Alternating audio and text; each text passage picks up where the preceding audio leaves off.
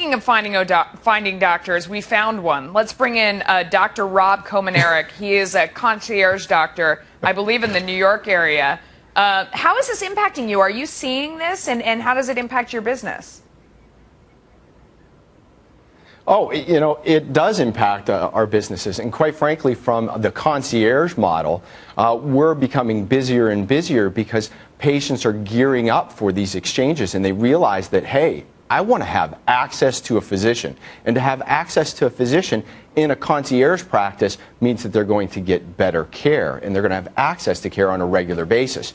I used to have a traditional practice where I saw patients on a regular basis in the insurance system. And one of the problems with that is because of the declining reimbursement, which has become so incredibly drastic over the last couple of years, it's almost impossible to run a traditional practice. And you start having to make adjustments in your practice, letting staff go, decreasing salaries, decreasing benefits. For the average family doctor in the United States that's self-employed, running a practice right now is just almost impossible to do. And what's going to happen is when these exchanges fire up and there's decreased access to care, because you're going to have doctors that are already just ballooning at the seams with patients that they're trying to care for, and then you're going to cut reimbursement further. How are you going to deliver care to these people? Most doctors in the United States at this point are overburdened with trying to care for their existing patients and trying to keep their practices afloat. Okay. Where I'm located, which is actually in Ohio. Oh, sorry. Yeah, I'm sorry. I didn't know where you were coming from. But do you feel bad about that? I mean, we're creating a two-tier medical system. What was supposed to create health insurance for everyone. I mean, you got into the business, I would think, to help people. And now you're only going to help wealthier people that can afford you. Are there good doctors who will stay in for less money because they feel, a moral obligation to do that?